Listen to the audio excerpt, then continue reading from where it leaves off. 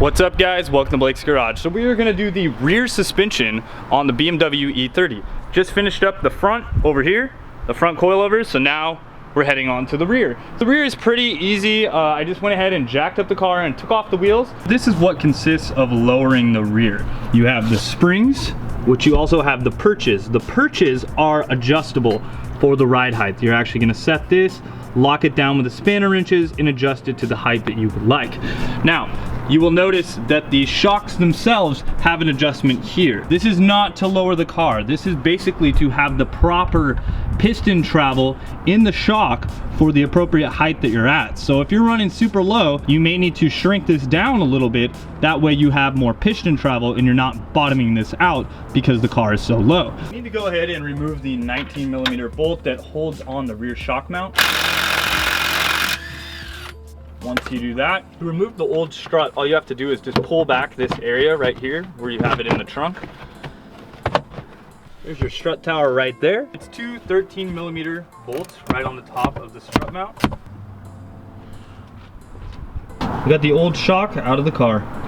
Using a 13mm socket, you can go ahead and remove the sway bar end link. That will let the rear trailing arm drop a bit. Using a 6mm Allen, we're going to go ahead and remove these little mounts that hold in the rear subframe.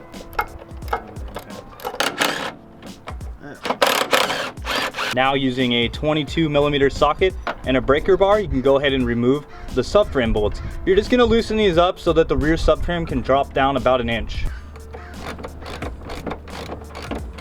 Before we can drop the rear subframe enough, we have to just loosen up the rear differential mount. That's two 19mm. Now that we have that out, we should be able to lower the rear subframe slowly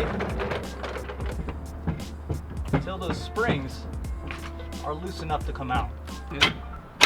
Placing a bit of a pry bar underneath there, with it full droop and really low, I was able just to pull out the coil with not a whole lot of tension on it at all. Now we're gonna go ahead and remove the rubber perch mount that was on the top and go ahead and reinstall that on the car. That way it cuts down on noise. The height adjustment is right here. I have it kind of all the way up right now. I think that this will be fine for the car because it's not super low, so I want to have the back still up a little bit. Now we can reinstall this little rubber piece right on the top. It'll stick on there, and then place the spring into its spot. See, this spring is a whole lot easier to install because it's a lot shorter.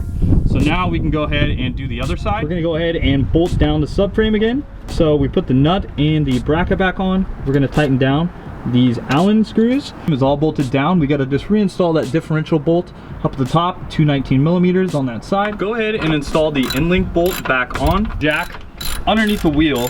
That way you can get it up under the load of the chassis. This will be the full droop setting if your car was in the air. After that, we can adjust the shock travel and make sure that it's set up correctly. Go ahead and adjust the shock to where it's full droop. You're fairly close to the eyelet of the shock mount. When the car gets airborne, you don't want the shock holding all the weight of the suspension of the car. All right, coil spring is all installed. We can go ahead and throw the wheels on. So let's go ahead and slam this thing down. Boom.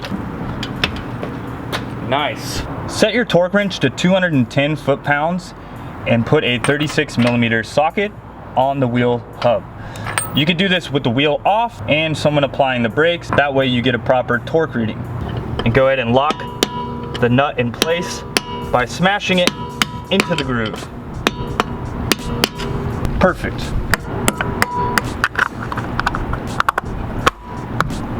Good to go. Here to get your Berty 30 t-shirt.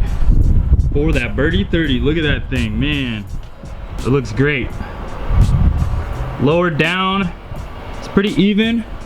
It's got about like 2 fingers everywhere. So I didn't want it super slammed, like I said. I wanted it to have a little bit of ride height still. I don't want it to be crazy.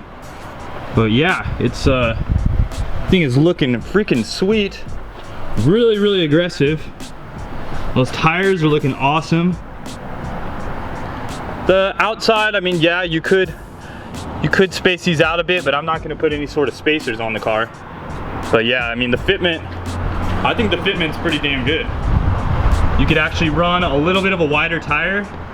So I didn't do that because I wasn't sure. Next time I may go a little wider, we'll see. Oh yeah, Berty 30 sticker. Probably gonna have to do an update on that because it's looking already a lot different. Thanks a lot, guys. If you got all the way to the end, let me know. If this helped you out, put in the comments below that I helped you out on this installation. It looks really awesome. I'm super stoked to go drive it around. Can't wait to go get it aligned now. Thanks, guys. Rinse on.